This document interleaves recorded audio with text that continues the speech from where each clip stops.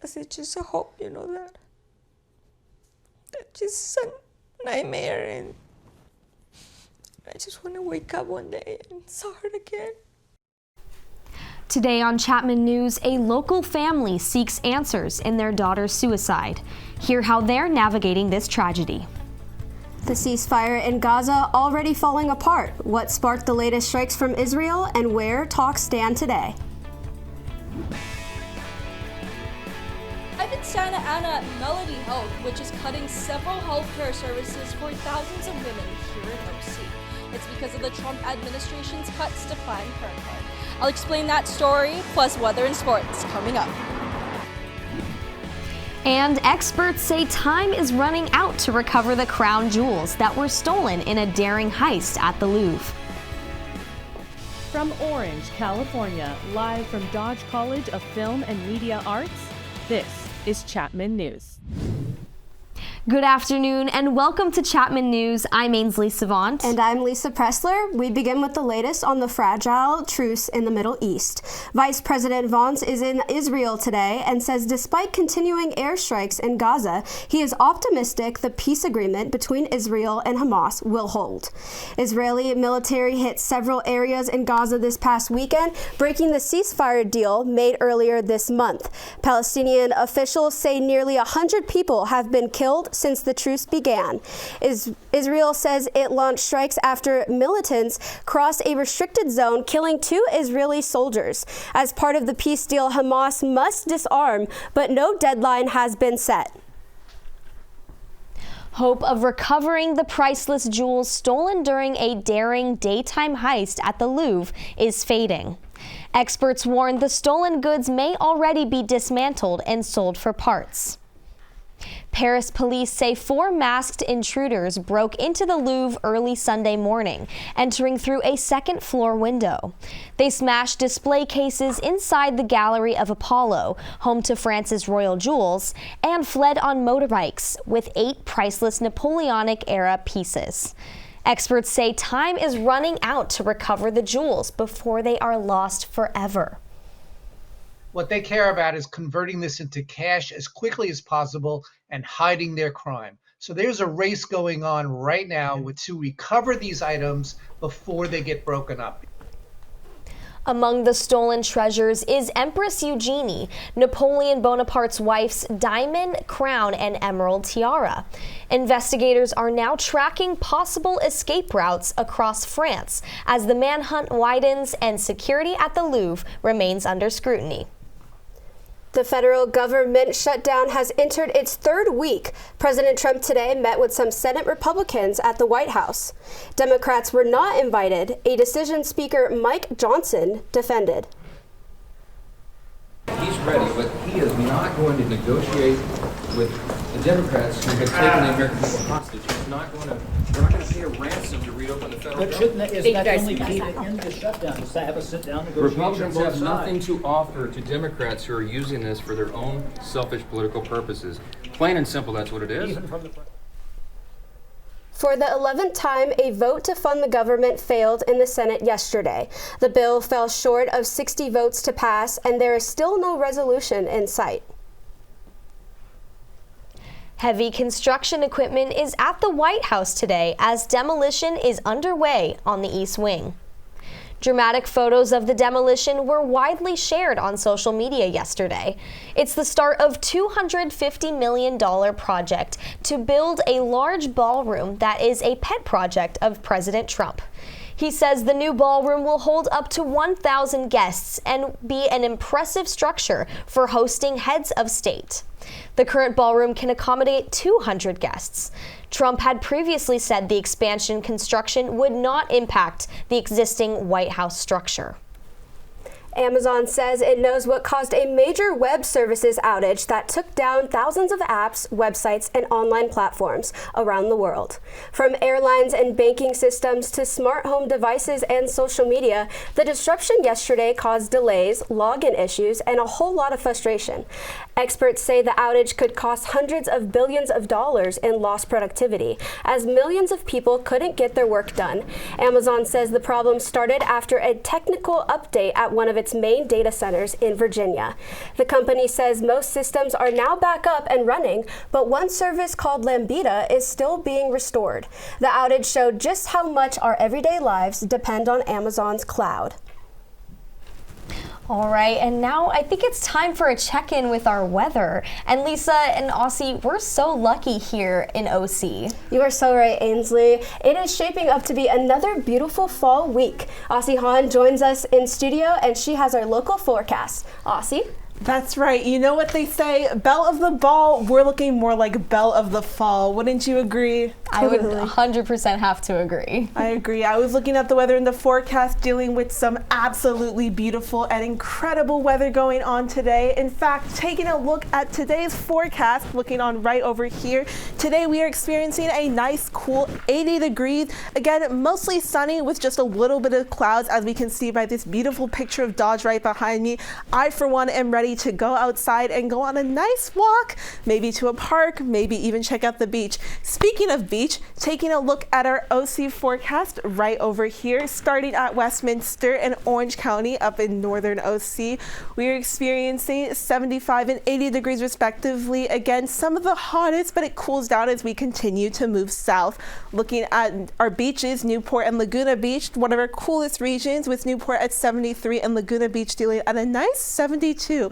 Now looking back up inland a bit more, we are dealing with Irvine and Mission Viejo twinning, dealing with a nice 75 degrees, and finally moving down to San Clemente, dealing with an overall cool 73 degrees. So overall, I'd say we're having a pretty good weather forecast here in OC. Now taking a look at our 5-day forecast over here, and it seems like this good weather will continue to follow us starting on Wednesday, one of the coldest parts. Again, mostly sunny with a little bit of clouds coming in and 72 degrees. Thursday, we're starting to warm up a little bit more, dealing with 75 degrees. Again, same thing, mostly sun with a little bit of clouds. Friday is the hottest and the brightest, dealing with 79 degrees. Again, right below 80, but perfect time to go out and perfect time of peak as we cool off going into the weekend, dealing with 75 degrees on Saturday and 74, both dealing with mostly sun and a little bit of clouds going down on over. So if you have any plans to go to the beach, take a walk, I highly recommend doing that. And in fact, that's what I'll be doing.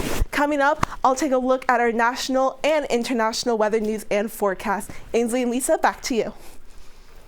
The San Jose Sharks say they are investigating how an offensively worded message appeared on their scoreboard at Saturday's game. The statement submitted by a fan, quote, "San Jose Sharks fans love ice. Get 'em boys," appeared on the SAP Center scoreboard on Hispanic Heritage Night. The statement seemingly references the Trump administration's controversial immigration crackdown. The Sharks issued an apology and said it would determine how the message slipped through internal checks at the arena. The match between the Sharks and Penguins was also the annual Los Tiburones game, which is described as a celebration of the team's commitment to the local Hispanic community. As the Trump administration continues its immigration enforcement operations around the country, including here in Orange County, grassroots groups are mobilizing to help those who live in fear of being detained. Members of OC Rapid Response helps the undocumented community by manning a hotline and also helping those who fear leaving their house with errands and shopping. Sandra De Anda is a member of OC Rapid Response, and she explains how the network has to be constantly vigilant. People are afraid to go outside and get bare necessities like water, milk, eggs. And so a lot of folks will call our hotline and ask for information on different food banks, but also the drop-off. For more information about the organization, visit ocrapidresponse.org. The recent No Kings protests that took place across the country were overwhelmingly peaceful, including a demonstration in Santa Ana here in OC. According to the 5051 movement nationwide, 7 million people took part, which could make it the largest single-day protest in U.S. history. This was the second No Kings protest this year. Local organizers say they are hoping to send a message to the Trump administration and get out the vote for next month's special election here in California. We do not think a protest is going to make Trump behave any differently, right?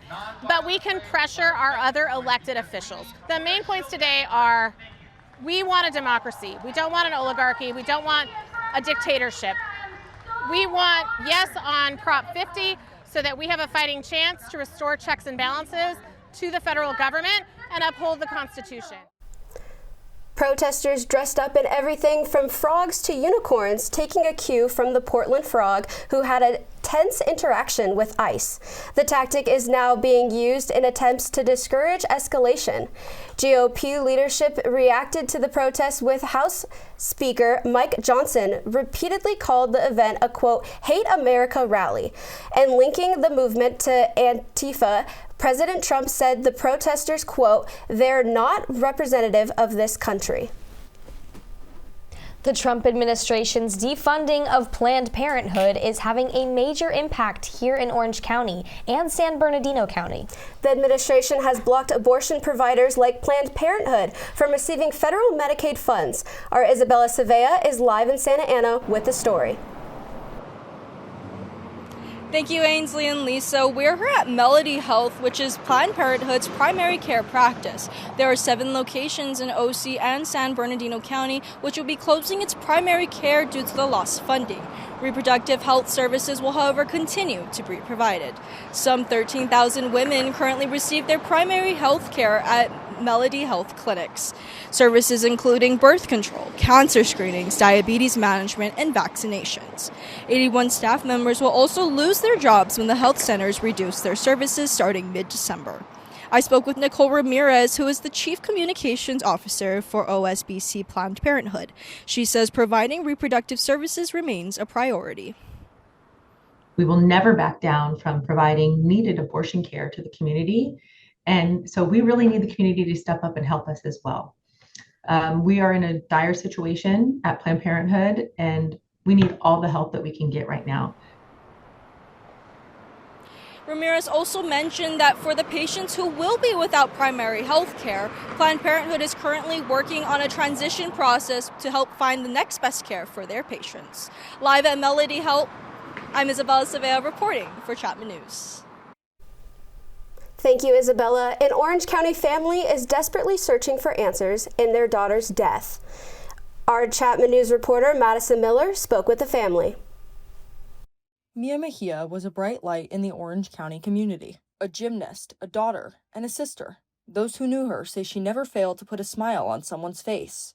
But on March 17th of this year, Mia died by suicide, and it's been devastating for her parents. And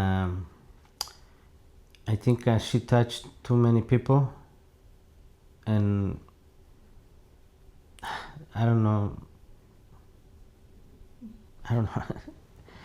what this happened. Mia's parents, Veronica and Gustavo Mejia, described Mia as kind. They told me she was a gymnast with goals of becoming a coach at UCLA. She, jumping here and there, she always doing tricks and made us laugh.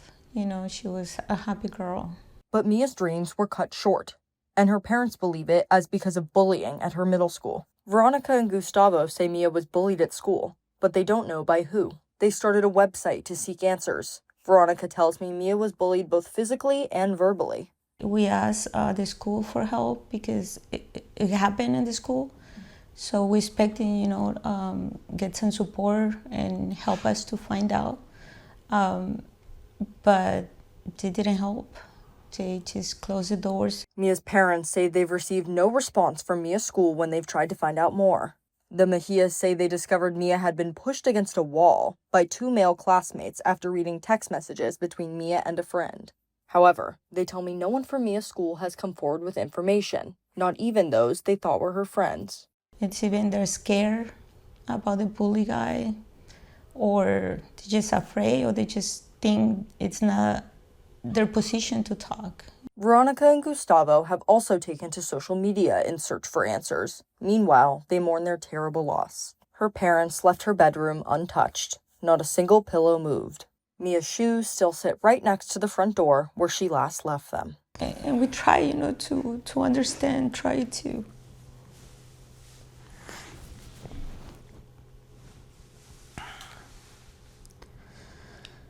try to keep it like she's still here. It's just a hope, that just a nightmare, and I just want to wake up one day and saw her again. If you or anyone you know is struggling with mental health, you can call the suicide hotline at 988. Reporting in Anaheim, Madison Miller, Chapman News.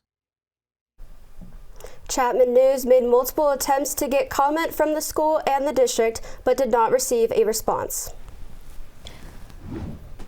Coming up, doom scrolling, funny memes aren't the only thing you're seeing on TikTok anymore. We'll tell you how more Americans are getting their news from social media.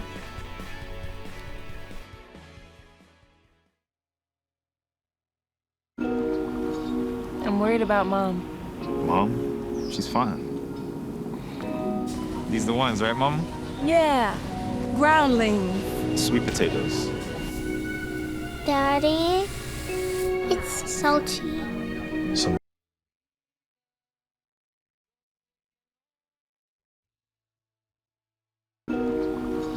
I'm worried about Mom.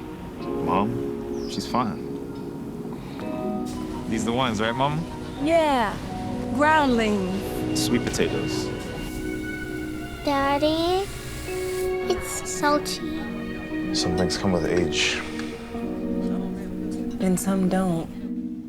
Early detection of Alzheimer's can lead to better care for your loved one. Learn the early warning signs at 10signs.org.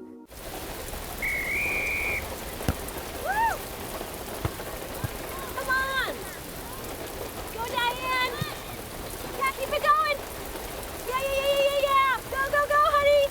If you love them enough to drive an hour to cheer them on as they get beat 11-0 in the rain, then surely you'll check nhtsa.gov/the right seat to make sure they're correctly buckled in the back seat. Throw that ball, Diane! Woo! You got this!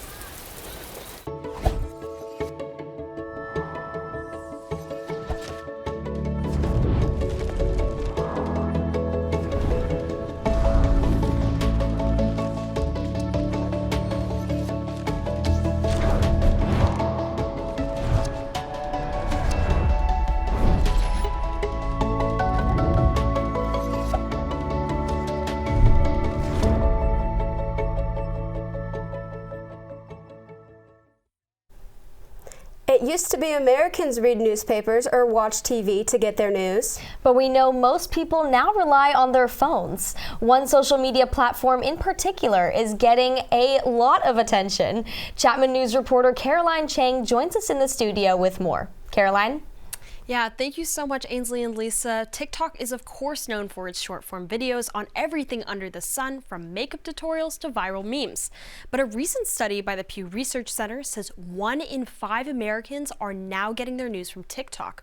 That's a surprising statistic to some, but not necessarily to others. I feel like I'm addicted to TikTok, like a lot of people are nowadays.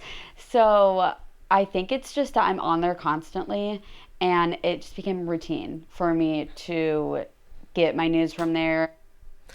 That is Chapman Jr. Piper Prevost. She is an avid TikTok user. It's where she gets her daily news and says she trusts the influencers and information that regularly show up on her For You page more than traditional news media. Media can't really be objective anymore. I trust what I see more than what people are telling me. And I also talked to Jill Manuel for this story. She was a longtime local TV news executive, and is now principal of her company, the JCAT Group, which specializes in content creation and communication. Manuel says the younger news audience doesn't connect with legacy media. Gen Z is looking for a more authentic, personalized experience. They're looking for something that has more impact on their lives, as opposed to a traditional, let's say, TV organization, news organization has presented itself. Here at Chapman, Nicholas Murer is known as a social media professor. He describes what makes some independent journalists and influencers more appealing to audiences. You have to be relatable. You have to be somebody that feels like we can understand, that we can trust, and trust is a key word, because people consume information in a way that they're not necessarily lazy, but they're overwhelmed by information. So they need a guide, they need a trusted advisor to curate information for them. And we should note, not all TikTok users get their news specifically from news accounts. A 2024 poll from Pew Research Center says 68% of TikTok news consumers are relying on influencers or celebrities. And that brings up the concern about the accuracy of information relayed on the platform. Ultimately, it is up to the user to confirm what they're watching on TikTok is truthful. We just have to arm ourselves with education and awareness and maybe find different sources through different mediums. And experts say legacy media needs to move away from their traditional delivery and focus on reconnecting with the audience. I'm Caroline Chang, reporting for Chapman News. Thanks, Caroline. The happiest place on earth just got a little more expensive. Disneyland is raising its ticket prices again. A one-day pass will now cost up to $220. A decade ago, that same ticket was $99, a jump of more than 125%. This price hike comes just months after Disney settles a lawsuit over employee wages. That settlement requires that Disney now pay their employees at least $20 hourly. Disney told media outlets the price increase will go towards the rising wages of park employees, among other things such as rides and experiences. A new helipad has opened in San Clemente to help firefighters reach wildfires in South Orange County faster. The Orange County Fire Authority built the new helipad next to Fire Station 59. Currently, OCFA's 4 helicopters are based at Fullerton's Municipal Airport. The new helipad allows crews to place helicopters closer to high-risk areas during dangerous weather conditions, such as Santa Ana winds. The biggest benefit to the community is going to be that really rapid response time that allows us to be staged down here with our Firehawks, like you see us behind us, when big weather events come up. So our response times to South County vegetation fires or even rescues or water events later in the year has really been reduced greatly to where we're a stronger asset in even a greater part of our county. The helipad was donated by the city of San Clemente. Streetcars are coming to Orange County. The OC streetcar will run on a 4-mile route. It will connect the Santa Ana Regional Transportation Center to Harvard Boulevard and Garden Grove. Each car can carry up to 211 passengers with service every 10 to 15 minutes at 10 stops in each direction. It costs about $2 to ride. Officials say the streetcar will give Orange County residents a new and accessible public transportation option. Whether it's seniors or families or a bicyclist or someone with a mobility device such as a wheelchair. That's really, I feel like, the importance of it. And the benefits, include, things like less congestion in downtown Santa Ana, better air quality, and really importantly, better connectivity to the transit system or regional rail system that we have here in Orange County. The tracks are complete and overall construction is about 95% finished. Service is expected to officially begin in the summer of 2026. The project cost $1,649 million and was paid for by federal, state, and local funding. Garden Grove is taking steps toward banning smoking and vaping in all city parks. The ban is in the proposal stages right now. The city is also considering hiring unarmed security guards to help enforce it. Supports say the ban will protect public health and improve air quality in community spaces. If the proposal passes, Garden Grove will join other Orange County cities, including Irvine, Buena Park, Dana Point, and Laguna Beach, which already have similar bans. A popular Costa Mesa park is getting some much-needed restoration work. The city will spend $2.5 million to address the lake at Tewinkle Park. The project will replace lake liners and reduce nitrate levels. Crews will also repair shorelines, remove damaging tree roots, and update the park's wooden decks.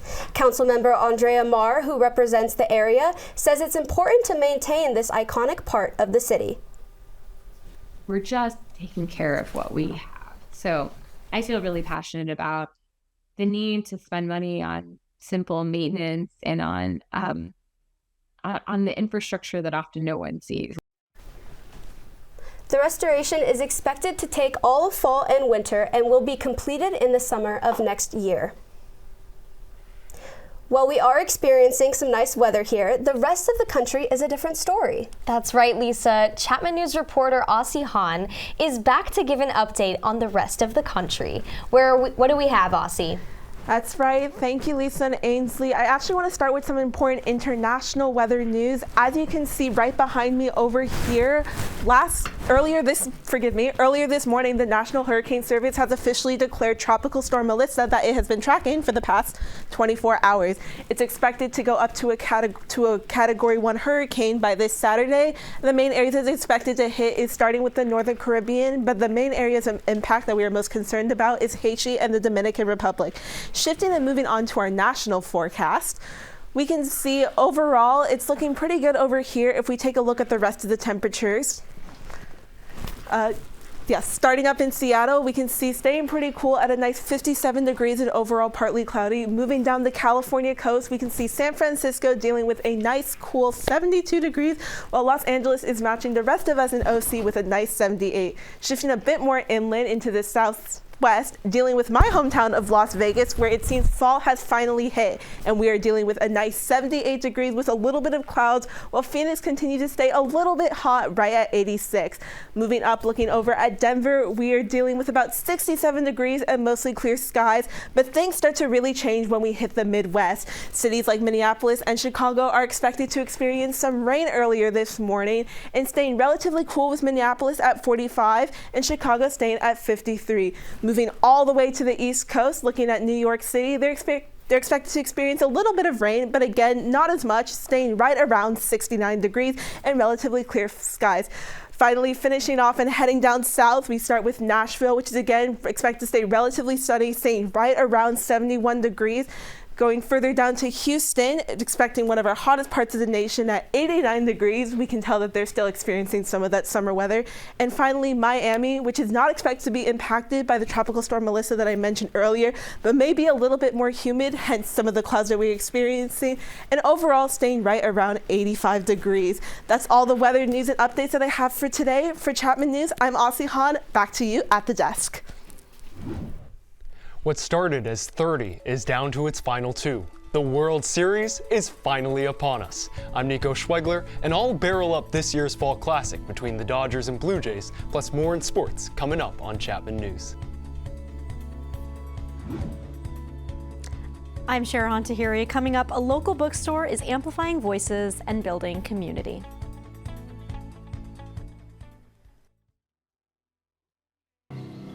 For decades, I've taught you everything I know. How to safely build a fire, and how to control the flames. But I can only teach wildfire prevention. Only you can prevent wildfires.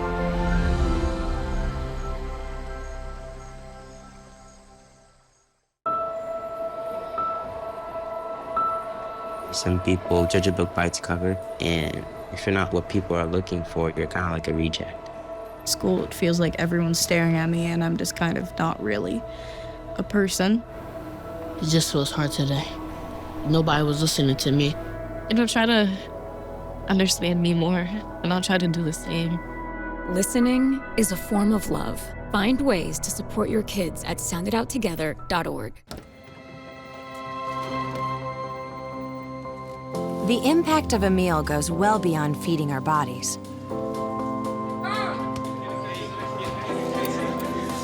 Because when people are fed, futures are nourished. Everyone deserves to live a full life. And with your help, together we can end hunger. Join the movement at feedingamerica.org/actnow. Welcome back. A new bookstore in Anaheim is cultivating community. That's right, Ainsley. A local high school teacher noticed a need for a safe space in the city and created it. Our reporter Sherahan Tahiri joins us now with the story. Thank you. That's right. I visited Anaheim's The Untold Story bookstore on a very special evening. Poetry night at The Untold Story brings folks together from different backgrounds to share their stories. This little bookstore has become a safe haven for anyone who needs a place to belong.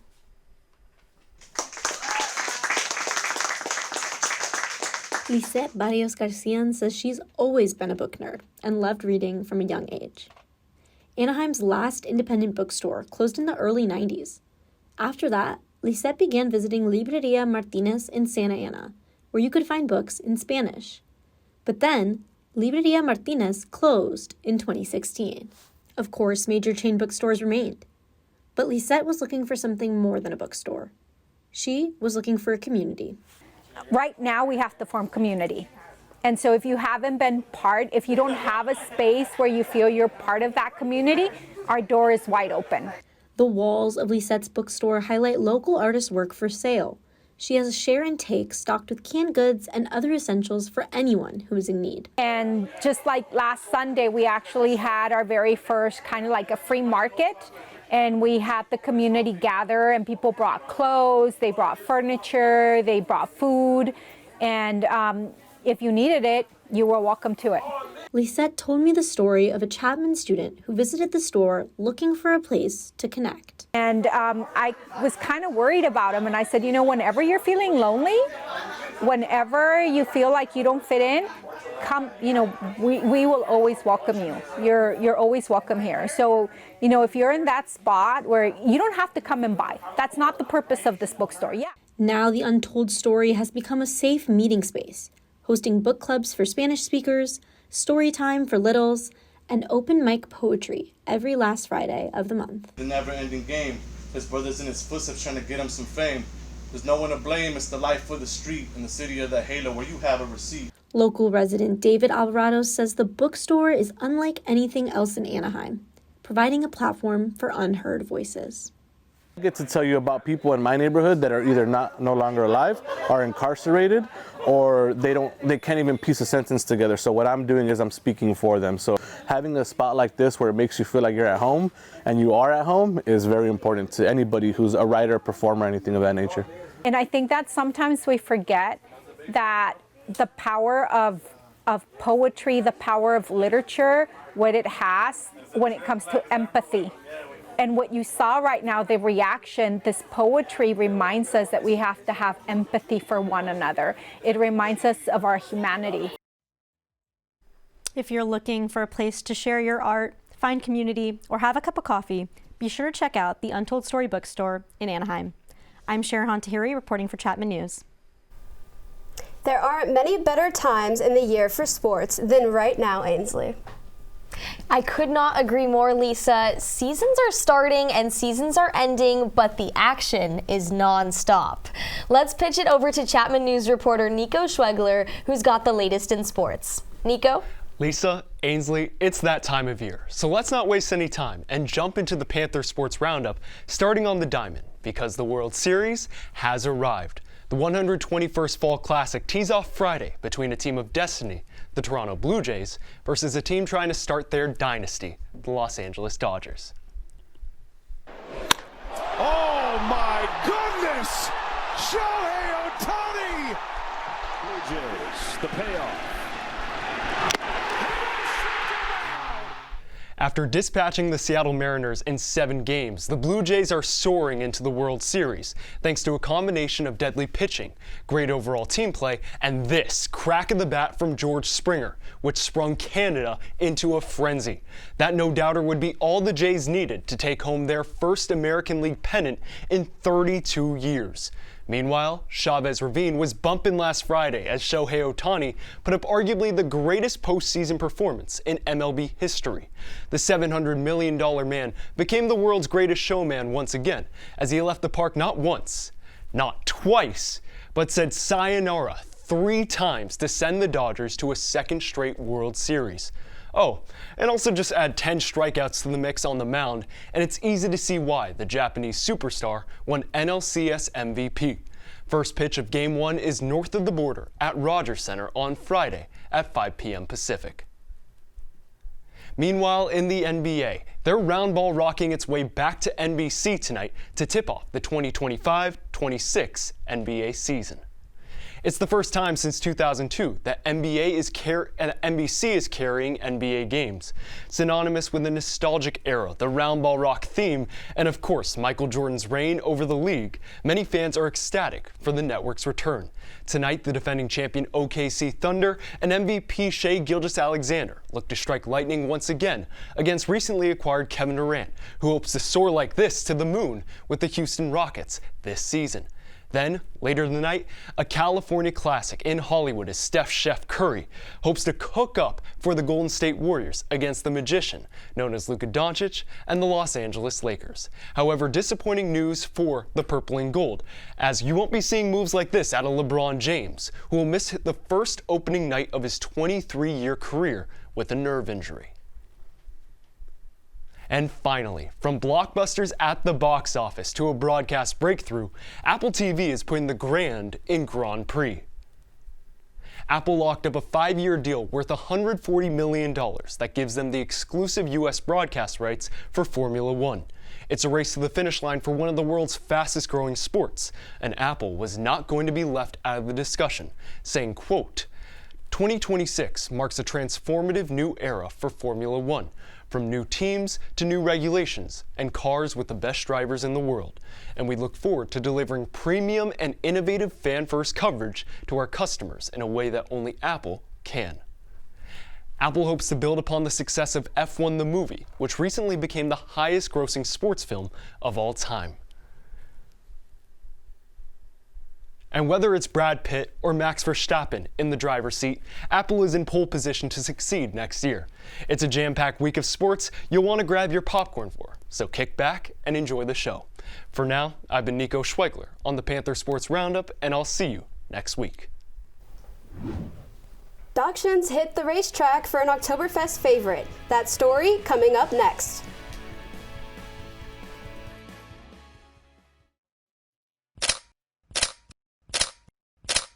Good afternoon. I'm Natalie Ross. And I'm Samantha Thomas. Good afternoon and welcome to Chapman News. I'm Steve. Good afternoon and welcome to this edition of Chapman News. Since 2010, Chapman News has been covering weather, entertainment, sports, politics, and news, broadcasting from Dodge College's Marionette Studios. As the only live newscast in Orange County, our journalists aim to highlight local, statewide, and national communities. We're here to provide the most accurate, engaging, and relevant news for our community. Tune in to our nationally recognized and award-winning newscast, Chapman News.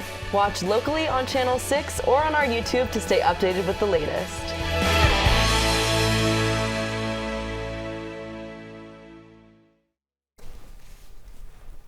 A Huntington Beach tradition is making its return, and it's got tails wagging. Dachshund races are back for Oktoberfest, and I got a chance to check it out. I'm here at Old World Village in Huntington Beach, where the annual Dachshund races have become a popular Oktoberfest tradition.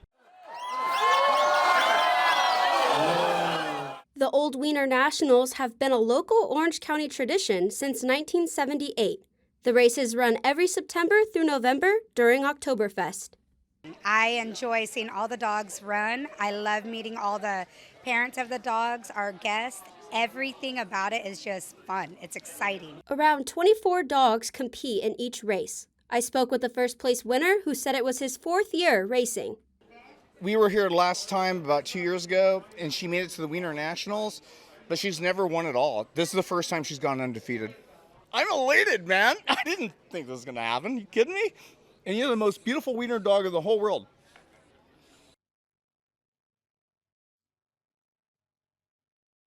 With a sold-out crowd, this year's races were a huge success. There's an organization here at Chapman University that is all about supporting those who have served our country. The Veterans Association at Chapman offers programming for former military members who are pursuing their college degrees. But it's not just veterans who are part of the group. We try to open this club up to everyone who has any, just want to support the military. They support the people who served. And they might just be proud of being in a country that, you know, really is proud of their veterans, really helps their veterans, right? Not all countries are like that. Members of the Chapman group recently took part in a beach cleanup at Belmont Veterans Memorial Beach. Organizers say it's a chance to give back to the local community while also connecting with fellow veterans. One local skater is giving old broken skateboards a chance to turn into something new. Chapman News reporter Hann has the story. Southern California is often called the skateboarding capital of the world, but every year, nearly 2 million decks end up in landfills. One man is changing that. Justin LaRose, a lifelong skater, is combining his two passions, skateboarding and carpentry, to give these old boards a new life. Using layers of broken decks, Justin sands, glues, and presses them into new shapes. I saw just around that time people like Maple XO and a couple of the people that were making stuff from skateboards, and it really inspired me to be like, well, let's see how this works out, you know? And so from that, I made a pendant for my wife, like a little necklace pendant. It was the coolest thing in the whole world. What started as a small hobby quickly grew. After Justin posted his work online, people began to fall in love with his work and started reaching out, and soon it became a full-time business. Oh, so it's been awesome. And literally, like, the people who are in the skateboard community, especially people who recognize, like, the colors and the lines of the stripes of the skateboards, it's an awesome, like, reaction that's come from them. Justin says it's also a way to connect and share his passion with others. He hopes to continue doing it for years to come. I would have never thought that I would be able to have a job within skateboarding. For me to be able to make things I love from the wood I love, like, it meant everything. If you are looking to give your old board a new life, you can stop by his shop in Long Beach, California, or check his Instagram for custom pieces. For Chapman News, I'm Hann. A bird that hasn't been seen in over 400 years is now one step closer to coming back. A Texas-based biotech company, Colossal Biosciences, says it has completed pivotal steps in its plan to genetically engineer a dodo bird. The company says it has successfully cultured cells from the rock pigeon and next plans to repeat the process with dodo's closest living relative, the Nicobar pigeon. Chapman professor and paleontologist Jack Horner says if the project succeeds, it will likely be a hybrid version of the dodo. So the good thing about the dodo bird, trying to bring that back, is that it hasn't been extinct very long. And so theoretically, there's more DNA there than you would find in something like a dire wolf. Colossal Biosciences says it will be years before a living dodo is actually produced. That's it for this edition of Chapman News. I'm Lisa Pressler. Thanks for watching. And I'm Ainsley Savant. Be sure to follow up on social media, and we will see you next week.